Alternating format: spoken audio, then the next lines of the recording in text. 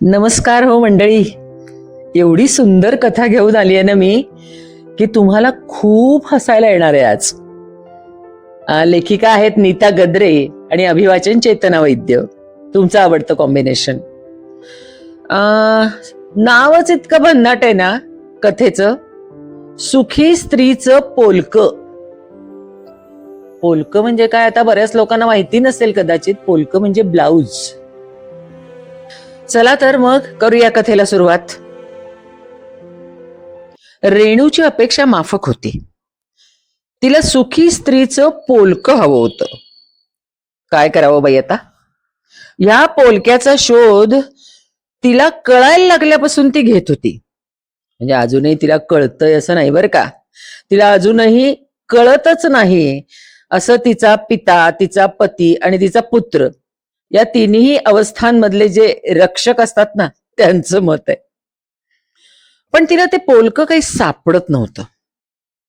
कधी मधी काय व्हायचं, पेपरात छापून यायचं की बायकोच्या जाचाला कंटाळून पतीची आत्महत्या, किंवा पत्नीनं पतीचा खून केला, किंवा मग बायकोनं नवऱ्याला घराबाहेर काढलं. क्या बात आहे. तेव्हा त्या शूर स्त्रियांबद्दल तिला इतका आदर वाटायचा. त्या कुठे भेटतील बाई. त्या जर कुठे भेटल्या ना तर त्यांचा गालगुच्चा घेणार आणि तुम्ही सुखी आहात काय ग बायांनो, आहात का, मग ताबडतोब मला तुमचं पोलकं काढून द्या, असं तिला म्हणावंसं वाटायचं. पण एवढी बारीक सारीक शौर्य सोडली तर त्या सुखी कुठून असायच्या बिचाऱ्या. तिला वाटायचं प्रत्येक बाईनो बिचार काय म्हणून असायचं मेलं ते. इथून तिथून सगळ्या दुःखी. कुणाला मारहाण होतीये, कुणाला जाळतायत, कुणाला टाकून देतायत, कुणाला टाकून बोलतायत. दुय्यम वागणूक ही तर प्रत्येकीची व्यथा.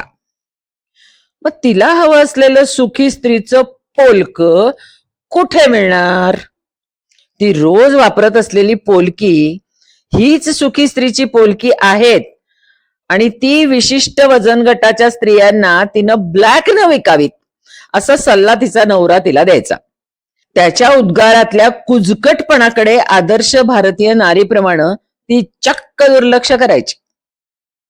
Margaret Thatcher, Martina Navratilova, PT Usha, Lata Mangeshkar यांनाही एकदा भेटून पोलक्याबद्दल हळूच विचारावं काय असं तिच्या मनात सारखं यायचं बाई. पण त्यांच्यापर्यंत ती कुठली पोचायला. रेणू बिचारी आपला संसार करत होती. आपण दुःखी नाहीये ना म्हणजे आपण सुखीच आहे असं मानून रोज न चुकता पोळ्या करत होती, डाळभात शिजवत होती. सकाळची घाईची वेळ.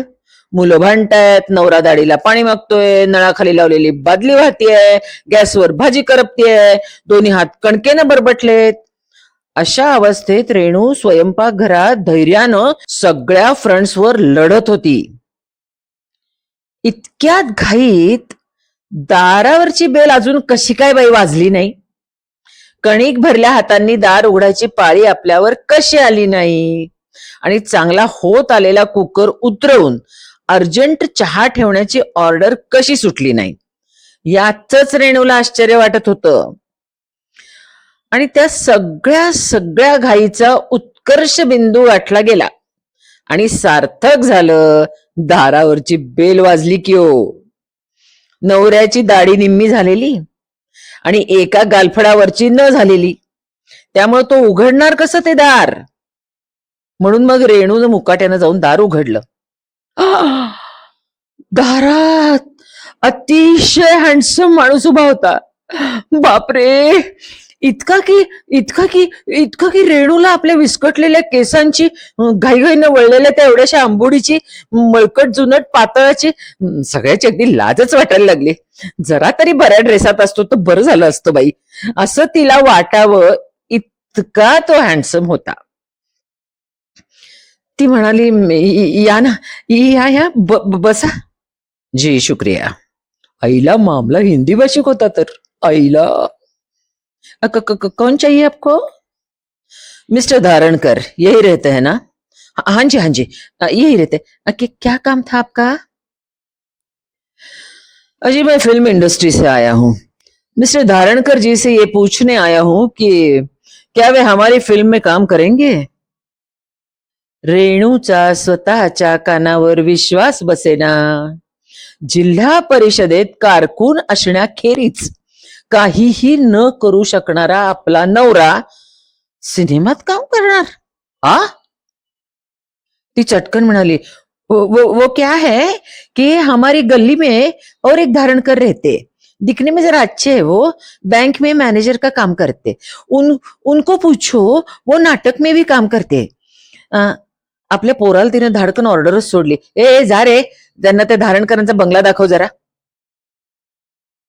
तो देखणा माणूस तिळमात्र हल्ला नाही, कारण रेणूचा नवरा आपली दाढी कंप्लीट करून दारात येऊन उभा होता. त्याच्याकडे बघत तो हँडसम म्हणाला, यही है वो जिनके हमें तलाश थी. रेणूचा नवरा बुचकळ्यातच. तो माणूस म्हणाला, जी हम एक फिल्म बना रहे हैं, उसके लिए हमें एक नए चेहरे की जरूरत है, हम उसी के खोज में हैं. आपका चेहरा देखा और रेखा जी ने कहा बस हमें यही चेहरा चाहिए.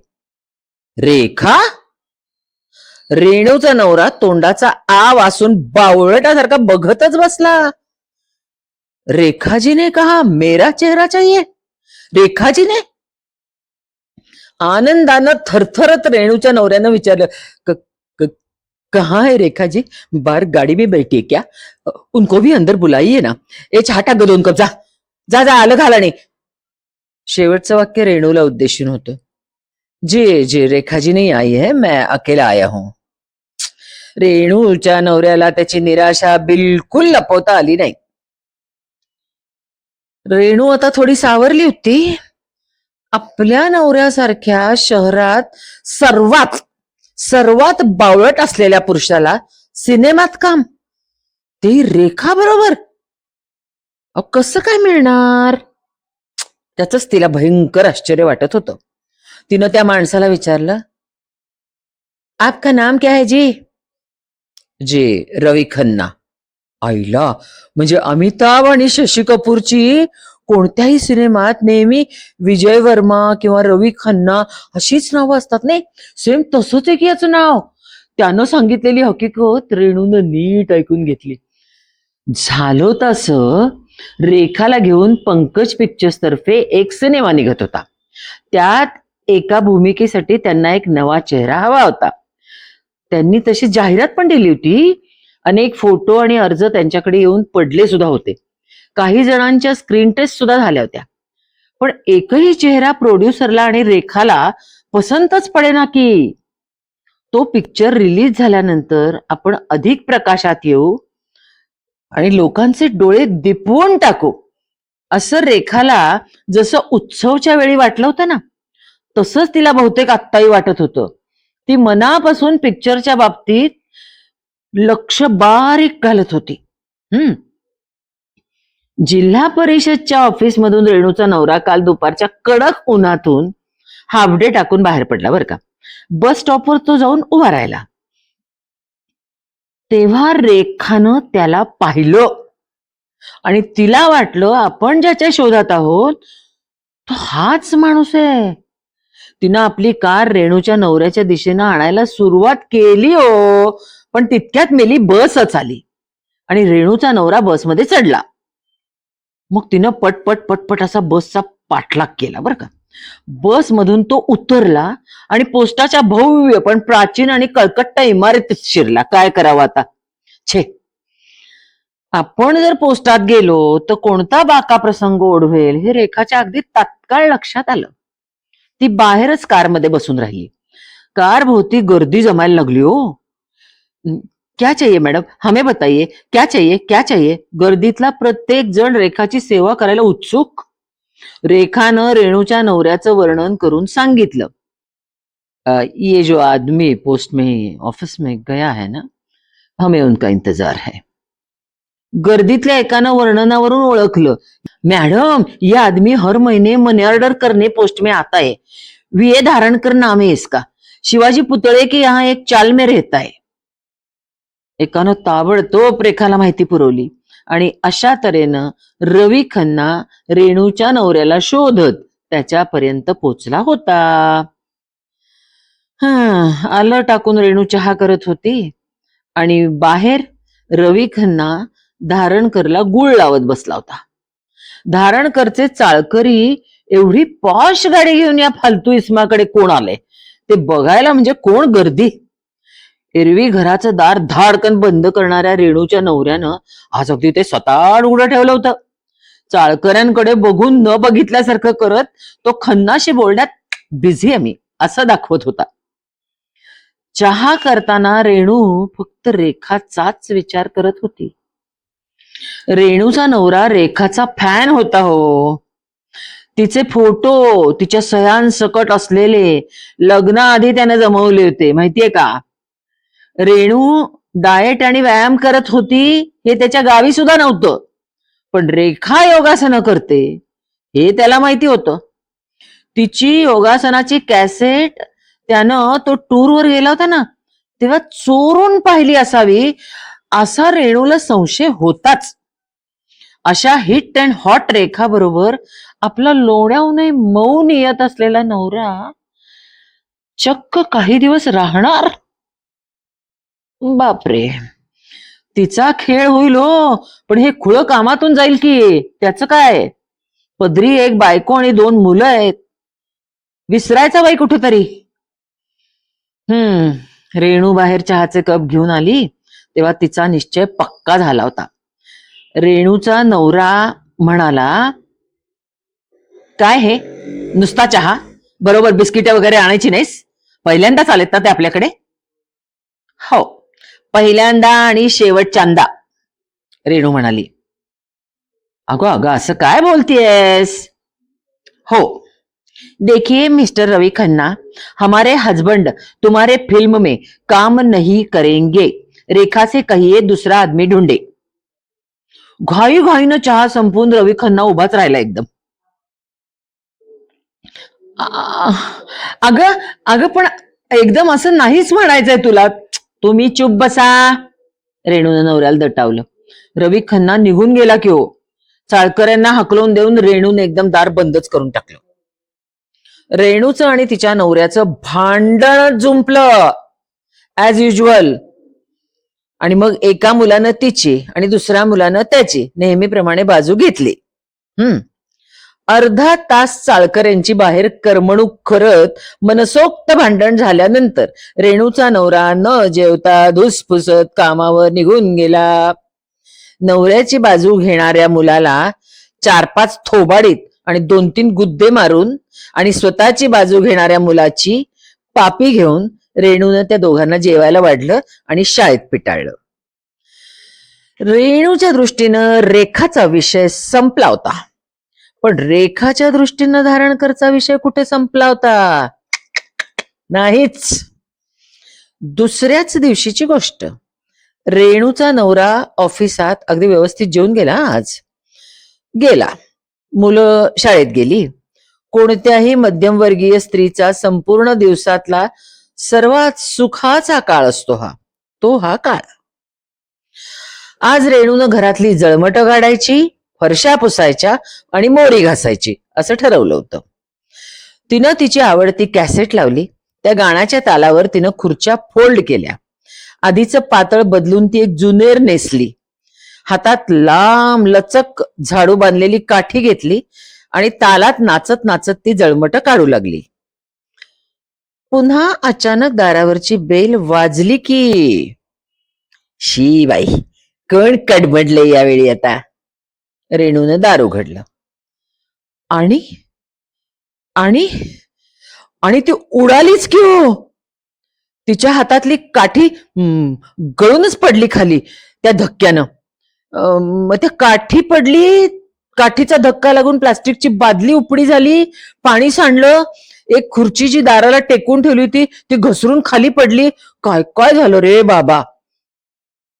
दारात रेखा उभी होती साक्षात. रेणूनं भानावर यायला पुरतं 1 अख्खं मिनिट घेतलं. आपण स्वप्नात नाही ना हे कन्फर्म करण्यासाठी तिनं चिमटा काढला स्वतःला, किंचाळली आणि मग विचारलं, आप रेखाजी है ना जी? रेखा शुद्ध मराठीत म्हणाली, होय, मीच रेखा. रेखा रेखा म्हणतात ती मीच. तुम्हाला आश्चर्य वाटेल की मला मराठी कसं येत आहे. तर सुषमा शिरोमणीच्या, आता ही एक्झॅक्टली कोण बरं? इथे रेणूचं डोकं. तर सुषमा शिरोमणीच्या एका फिल्म मध्ये मी डान्स केला होता. तिच्याकडून आणि झुठीच्या वेळी अमोल पालेकर कडून मी मराठी शिकले. तुम्ही तुम्ही इथं कशा? हा, धारणकरांना भेटायला आलीये. ते नहीं येत. मुझे मालूम है, उनको मेरी फिल्म में काम करने से आपने रोका ना? जी नहीं, आई मीन जी हाँ, जी हाँ, मैंने रोका. क्यों? हे बघा रेखाजी, माझ्या नवऱ्यात असं काय बघितलं हो तुम्ही? अहो सिनेमात बिनेमात काम करायला नाही होत जमणार त्याला. तुम्हाला माहित नाही, फार बावळट आणि बुद्धू आहे तो. लेकिन मुझे ऐसा ही आदमी चाहिए. तुम्हाला काय वाटलं मी त्यांना हिरोचा रोल देते? खट्याळपणे हसत आणि एक बंद केलेली खुर्ची उघडून त्यात बसत रेखा म्हणाली, अतिशय बावळट, अत्यंत मूर्ख आणि तरीही स्वतःला अत्यंत शहाणा समजणारा माणूस मला हवाय. तुमचे मिस्टर एक्झॅक्टली तसेच आहेत की नाही? रेणू थक्कच झाली.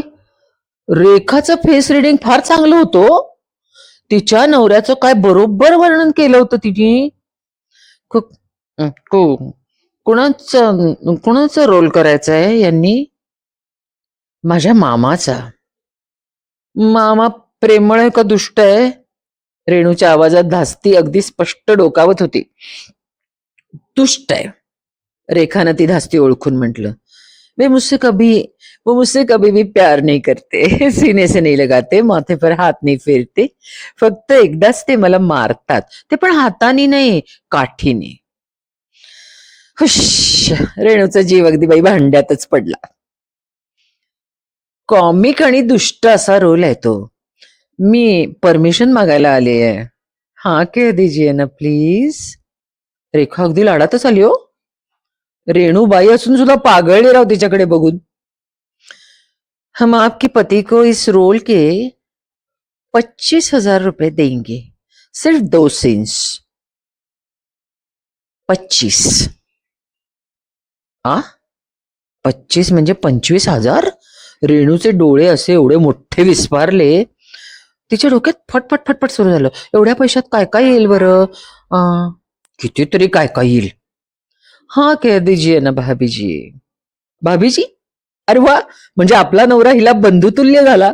शिवाय चाळीत सगळ्यांवर इम्प्रेशन मारता येईल. यांनी खुद्द रेखा बरोबर काम केलं. हा कह दीजिए ना भाभीजी. हाँ हाँ हाँ जी, हाँ जी, मेरे हस्बैंड आपकी फिल्म में जरूर काम करेंगे. रेणूने होकार दिला. रेखा आनंदाने निघून गेली. दुसऱ्या दिवशीपासूनच शूटिंग सुरू होतं याची आठवण तिनं पुन्हा पुन्हा करून दिली बरं का जाताना. रात्री रेणूचा नवरा जेव्हा ओव्हरटाईम करून परत आला तेव्हा आपल्या बायकोनं आपल्याला रेखा बरोबर काम करायची परवानगी दिलीये हे ऐकून तो वेळा पिसा झाला हो. रोल मामाचा आहे कळल्यावर जरा झाली त्याची निराशा, पण त्यानं समाधान मानून घेतलं. रेखा बरोबर काम करायचंय ना, वरून आणि पैसे, हे ऐकल्यावर तर तो म्हणजे थक्कच झाला एकदम. रेणूला दुसऱ्या दिवशीपासून सुरू होणाऱ्या शूटिंगला काही जाता आलं नाही, कारण नेमके त्याच दिवशी पाहुणे आले. बरं, पाहुणे सासरचे असते तर धुसफूस तरी केली असते हो. ते नेमके मेले माहेरचे आले. तिला झक मारत घरी थांबावं लागलं. तिचा नवरा रजा टाकून शूटिंगला गेला गे मुंबईला. पाहुणे गेले, नवरा परत आला, झालं सगळं. पुढचे 8 दिवस नवरा रेखाच्या धुंदीत. दुसरं काही सुचतच नव्हतं त्याला. Get into the mood, light, action, camera, go वगैरे शब्द त्याच्या ओठावर नुसते असे नाचत होते. अहो काय सांगू, आपण कसा अभिनय केला, तो रेखाला कसा आवडला, तिनं शाबासकी कशी दिली, ह्याची वर्णन तो रेणूला ऐकवताना थकत नव्हता. रेणू एकदा सकाळी त्याला म्हणाली नेहमीप्रमाणे, अहो ती बादली भरली आहे, आत आणा बरं जरा. तसा नवरा संतापला की राव. डोळे गरागरा फिरवत तो म्हणाला, बेशरम, कुणाला काम सांगतेस, काही कळतंय का? 8 दिवस सतत शूटिंग चाललं होतं, दमलोय मी. जरा नवऱ्याचा मान राखायला शिक. मी आता फिल्म स्टार झालोय. मला काय पाणक्या समजतेस का काय तू? रेणूच्या नवऱ्याचा बावळटपणा कुठच्या कुठे पळूनच गेला होता. तो स्मार्ट, भलताच स्मार्ट झाला होता. घरच्या कुठल्या कामाला हात म्हणून लावे ना हो. दळण आणणं नाही, बाजारहाट नाही, भाजी नाही, वाण्याकडे यादी टाकणं नाही. हो, स्वतःच जेवलेलं गिळलेलं ताट सुद्धा उचले ना की पठ्ठ्या. रेणू कातावून गेली हो, कातावून कातावून गेली पोरगी. तिच्या नवऱ्यानं काम केलेला सिनेमा 6 महिन्यात त्यांच्या गावात लागला की. सगळ्यांनी रेणूच्या नवऱ्याला हुच्च्यावरच घातला. मिस्टर धारणकर, तुम्ही काम केलेला सिनेमा आम्हाला तुम्हीच दाखवायचा बरं का. आम्हाला आमच्या चाळीतला एक माणूस सिनेमात काम करतो म्हणजे काय, we are proud of you mister Dharankar. शेजाऱ्यांच्या अशा बोलण्यानं धारणकर हुरळले राव. चाळीतल्या निवडक लोकांची तब्बल 1 नाही 2 नाही 25 तिकीट ती बाल्कनीची काढली हो. काय करायचं, चांगली 500-600 रुपयांना फोडणी बसली बघा. सगळे सिनेमाला जाऊन बसले. इंटरव्हल पर्यंत तर धारणकरांचा सीनच नव्हता. मध्यंतरात त्यांनी सगळ्यांना आईस्क्रीमचे कप्स आणले. पुन्हा पैसे उडाले. सगळ्यांनी खाल्लं की मिटक्या मारत आईस्क्रीम, त्यांचं काय जातंय. आता सिनेमा संपत आला, म्हणजे जवळजवळ संपलाच. पण धारणकरांचा सीन आलाच नाही. धारणकर पडद्यावर कुठं दिसलाच नाही. धारणकर बुचकळ्यात नुसता नाही, जोरदार पडला. रेणूचा चेहराच पडला हो. मुलं हिरमुसली, शेजारी मात्र एकदम आनंदले. काय हो धारणकर, तुम्ही दिसला कसं नाही सिनेमात? आता तो रेणूच्या नवऱ्याला काय उत्तर देणार हो. एडिटिंग करताना बहुधा त्याचे सीन्स कापले गेले होते आणि तो क्षणात सावरला. अरुण गोविल सारखं हसत त्यानं सांगितलं, माझे आणि रेखाचे सीन्स फार हॉट होते, बहुतेक सेन्सॉरनं कापले असतील. हॉट? रेखा बरोबर हॉट सीन? ओ येस, फारच hot. I am feeling so so awkward. अहो पण मामाचा रोल होता ना. हो पण मामा दुष्ट असतो ना, तो तिच्यावर हे करतो. हा, असा मामला आहे सगळा. रेणूच्या नवऱ्यानं सगळ्या शेजाऱ्यांना कायमचा जळत ठेवलं. रेणूनं काही शूटिंग पाहिलं नव्हतं आणि सिनेमात काय नवरा दिसलाच नव्हता. काय काय शूटिंग झालं होतं कोण जाणे. अहो तिची झोपच उडाली. अचानक रेणूच्या लक्षात काय आलं, अहो रेखा हीच सुखी स्त्री आहे. ती सुंदर आहे, अभिनय कुशल आहे, कलावान आहे, श्रीमंत आहे, मान आहे तिला, प्रतिष्ठा आहे आणि लोकप्रियता आहे. मुख्य म्हणजे विनोद मेहरा ते अमिताभ पर्यंत आणि रेणूचा नवरा ते आणखीन कोणापर्यंत सगळ्या पुरुषांना वेडखुळ केले तिनं. आणि तरीही एकाशी लग्न करण्याचा मूर्खपणा तिनं केलाच नाहीये. मग सांगा बरं, रेखा ही सुखी स्त्री आहे की नाही? तिचं पोलकं मागावं का? मागूच या. पण रेणूच्या लक्षात आलं, सुखी माणसाच्या शोधात राजाचे नोकर गेले. त्यांना एक सुखी माणूस सापडला खरा, पण त्याच्या अंगात सदराच नव्हता. रेखा ही रेणूकडे उत्सवच्याच ड्रेसमध्ये आली होती, तिनं पोलकं घातलंच नव्हतं. देवा, जाऊ दे. रेणून आता सुखी स्त्रीच्या पोलक्याची आशा सोडून दिली आहे. काय मंडळी, कशी वाटली हो कथा? काय मज्जा आली ना. मला वाचताना आली बा, तुम्हाला पण ऐकताना आली असणार याची मला पूर्ण खात्री आहे.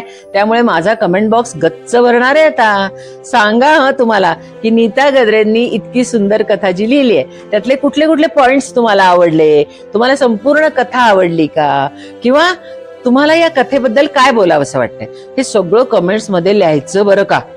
जसं रेणूच्या नवऱ्याला फसवलं तसं मला नाही हं फसवायचं. ठीक आहे, चला तर मग नीता गद्रे लिखित सुखी स्त्रीचं पोलकं या कथेचं अभिवाचन केलं होतं चेतना वैद्य यांनी.